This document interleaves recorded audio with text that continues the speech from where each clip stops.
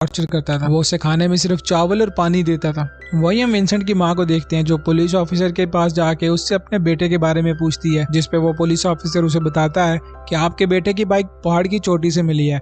इसका मतलब ये है कि या तो आपका बेटा उस पहाड़ से गिर के मर गया है या तो वो शहर छोड़ के कहीं भाग गया है। और रॉबर्ट अपनी बेटी नॉर्मा से मिलने मेंटल हॉस्पिटल में जाता है। वहां जाने पे देखता है कि नॉर्मा अभी भी उसे देख के डर रही होती है। दरअसल नॉर्मा समझ रही थी कि उसके फादर ने उसके साथ जबरदस्ती करने की कोशिश की है और अचानक एक दिन नॉर्मा भी अपनी जान ले लेती है। अब इस वाक़ये के बाद डॉक्टर की जगह एक साइको डॉक्टर बन जाता है। नॉर्मा को दफनाने के बाद वो अपने घर आता है। आते ही वो विंसेंट की दाढ़ी शेव कर देता है। उसके बाद वो उसे बेहोश कर देता है। बेहोश करने के बाद उसे ऑपरेशन थिएटर में लेकर आता है और अंदर मार्क और अपने दो साथियों की मदद से वो उसकी सर्जरी करता है। दरअसल ये सर्जरी एक जेंडर चेंज सर्जरी है जहाँ पर उसने विंसेंट को एक लड़की में बदलना था। रॉबर्ट ने अपने साथी डॉक्टरों को एक नकली पेपर दिखाया था जिसमें एक स्टेटमेंट लिखी थी कि वो क्लिनिक इसलिए नहीं जाना चाहता कि वो इस चीज को एक राज रखना चाहता है। इस स्टेटमेंट से बाकी के डॉक्टर कन्विंस हो जाते हैं और वो रॉबर्ट के घर में ही आकर उस ऑपरेशन थिएटर में ये सर्जरी को कंप्लीट करने पे राजी हो जाते हैं। अब कुछ टाइम के बाद जब विंसेंट को होश आता है तो वो अपने आप को उस कमरे के अंदर अकेला देखता है। अब इससे आगे की विंसेंट की लाइफ इसी कमरे में गुजरती है और वो अपने उस नए प्राइवेट पार्ट का भी ख्याल रखता था जो कि सर्जरी के बाद